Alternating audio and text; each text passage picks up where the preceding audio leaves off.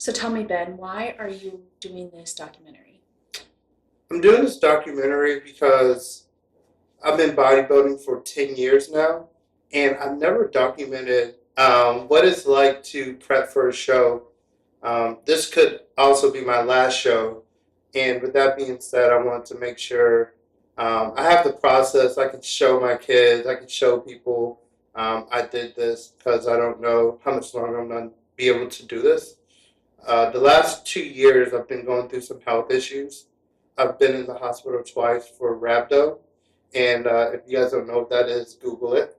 And I've been in the hospital for that, and I don't know how much longer my body can really take the stress of bodybuilding and prep. So I wanted to document this for you guys and take you guys on an amazing journey to uh, November 9th in Florida.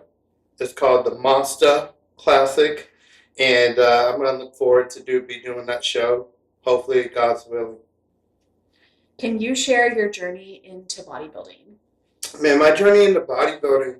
So I was a collegiate wrestler, and I needed something after wrestling ended.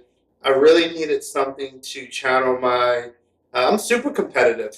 I want to win everything. If it's rock paper scissors, I want to win it. So I needed something to win at, and I'd always been obsessed with the body.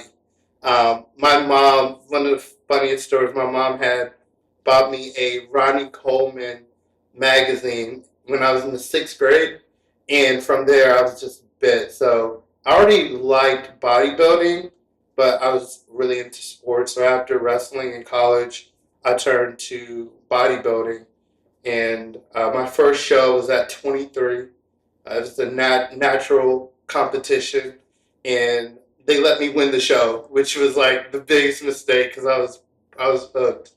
Um, I was like 156 pounds on stage, but I was ripped.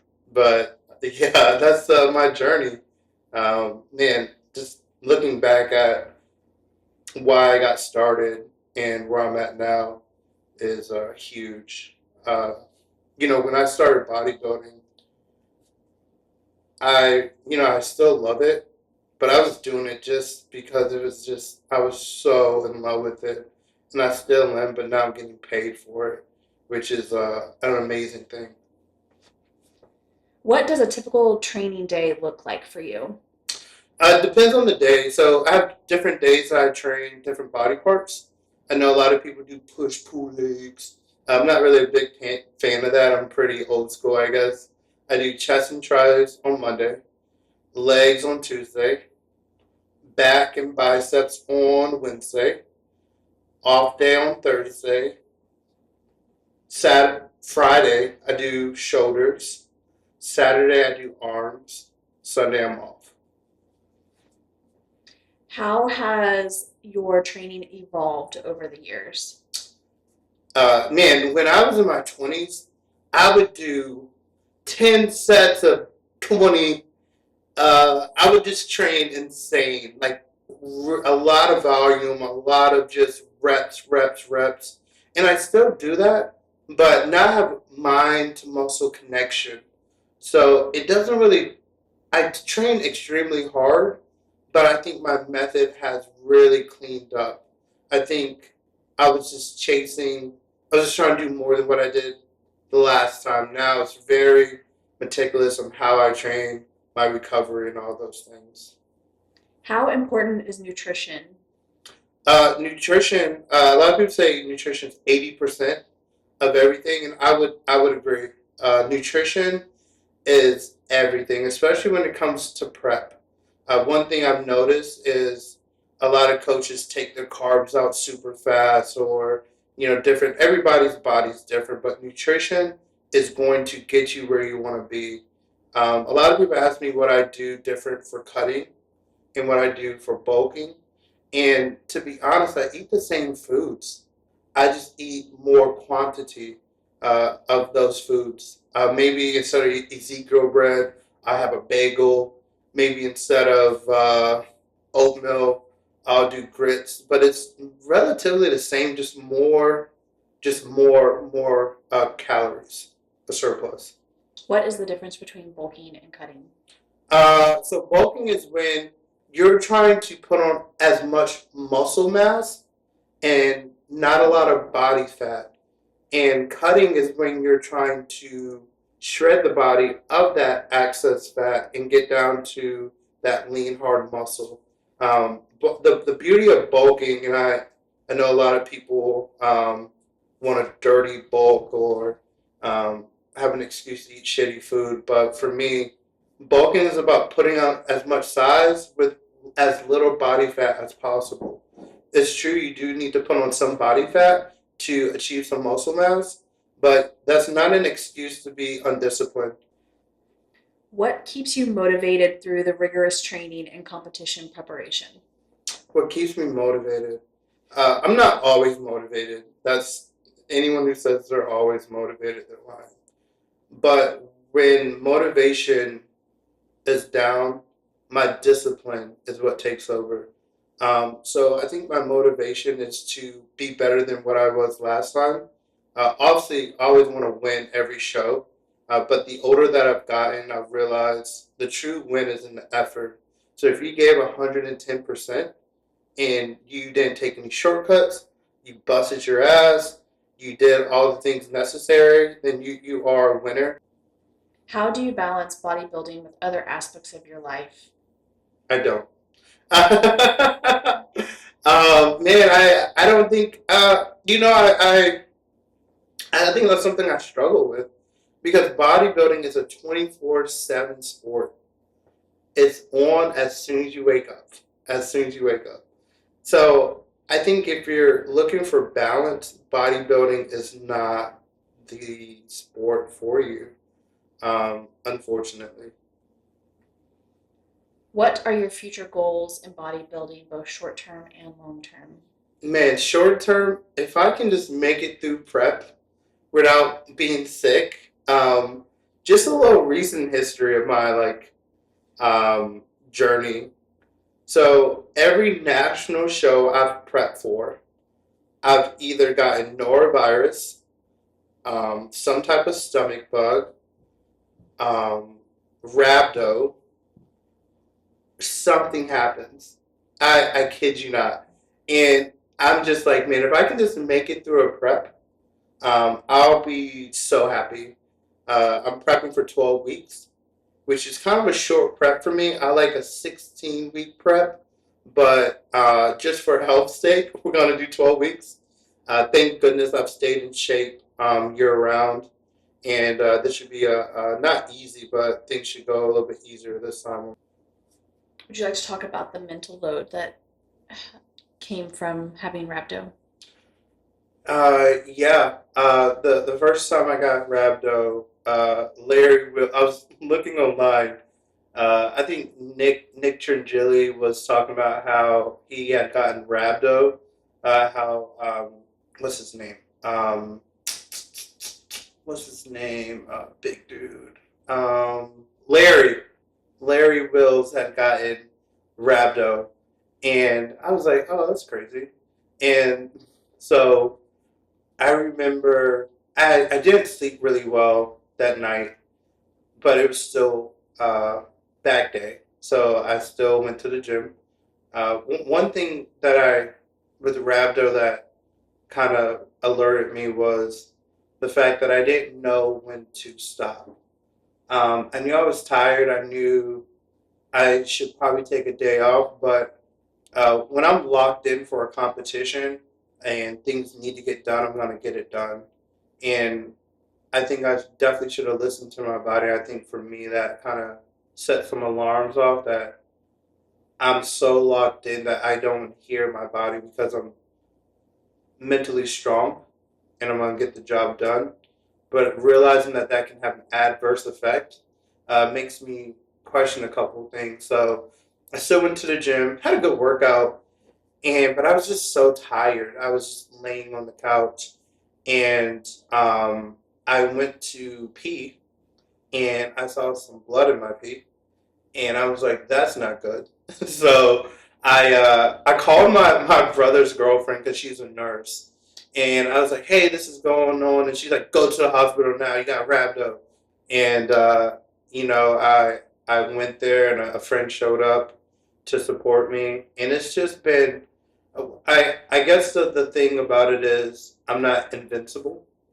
I think the older that you get, the more you realize that you're not invincible. You're human, and you can, you know, bodybuilding's a dangerous sport. It's not for the weak. It's not for the unmotivated, the undisciplined. It's a hard sport. So, you know, I take pride in being a part of that community, but also I need to kind of this prep check in with my body every week to make sure I'm feeling right. What are you going to do different during this prep? Man, this prep, hydration is a key.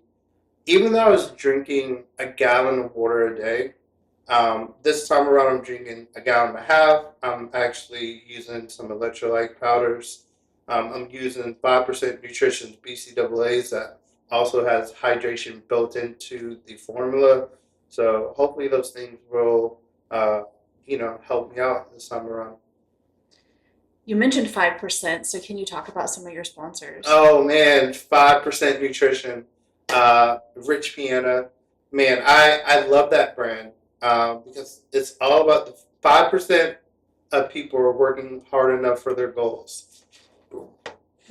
Um, so 5% Nutrition has been such a great sponsor for me. This prep is going to be so much easier because I'm using the best products, and I really take pride in being a part of their team. Their supplements are top. Their protein powder is delicious, and you know I would only endorse things that work. And you know, any supplement brand that wanted me to be a part of their team, if their supplements weren't as good as they put on, I wouldn't be with them. And I would say 5% nutrition supplements are all that and more. Why do you love bodybuilding? Mm, man, I think I've always been drawn to tough things like wrestling. Anyone who's wrestled is wrestling's a hard sport.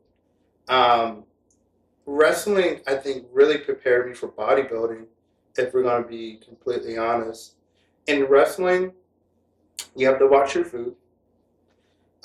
You have to be you have to be self motivated. You know, I remember losing matches my freshman year, and you know, if you want to stop losing, you have to do something about it. And it really taught me to be self motivated. If I don't like how something is, I can fix it. A lot of ownership of, of myself, on my performance, on things of that sort. So I love bodybuilding because it really taps into what people won't do. If we're being completely honest, 90% of the people in the world can't do what bodybuilders do. I know there's great sports out there, and that's great, but bodybuilders are a different type of breed, and that's the same with wrestlers. So I love bodybuilding because um, it pushes me to my limits. It makes me a better person, and I love the results, how I look when I'm done. Why is a cheat meal important to have during prep? Yeah, cheat meals are important because how I like to break it down is, well, first, your body is smarter than you. Okay, so it goes into a lot of people restrict their calories too much when they're getting ready for a show or trying to lose weight. Your body, when you're eating only a little bit of carbs, but you're working hard, your body wants to kind of hold on to the fat or just hold on to weight. Because you have to remember, your body it wants to survive. Your body is here to survive. So if it notices that you're dipping the calories too low, it will hold on to body fat. So when you throw it a cheat meal, it's like adding wood to a fire. So if you only have one log and then you throw 3 or 4 logs, it's gonna burn more. It's gonna really same with, and that's what happens with your metabolism. But by the time it's burning, it thinks you're going to add more food in, but you cut it off, and it keeps things burning. That's the best way how I could describe it. Cheat meal. Oh, favorite cheat meal. Um, a burger, donuts, myconites, and gummy worms. I know a lot of people do. I know a lot of people do pizza, but I found out that me and pizza don't get along at all, especially during prep. So I think the dairy does something to my stomach, and it is not a great sight to be around. So what are you looking for in a partner? Man, if I was looking, or maybe I am, someone who loves God. I think my faith is probably the most important thing about me. Someone who is kind. Uh, I love nice people. Kind-hearted people will always have a soft spot with me. I think someone who is um, optimistic. Uh, I'm very optimistic. I mean, you can shoot my foot, and I'm like, but I got another one. So someone who's optimistic. I'm not saying everything's going to go great, but someone who has faith that things are going to get better. Um, Definitely have to be easy on the eyes. I like a couple things. Like what? Oh man.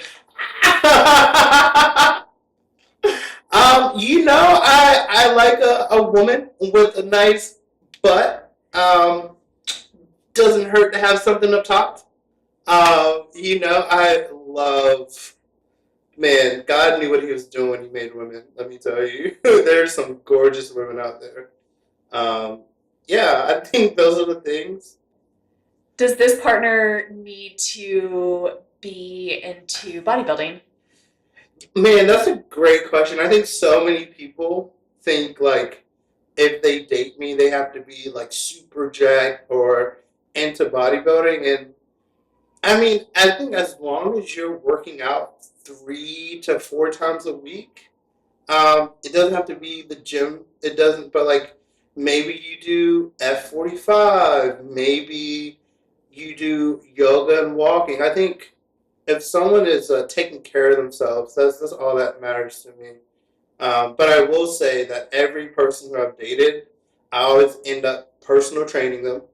I always end up making their plans. So the joke between me and my friends is like, you always leave in better shape than I found you in.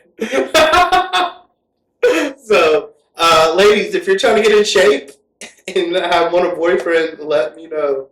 I will get you there. So what is the outcome going to be for the Monster Classic in November? Man, if I had to tell you, I would say I'm going to weigh in at 196 pounds. I'm going to be in the light heavyweight division. I'm going to win my class, and I'm going to win overall.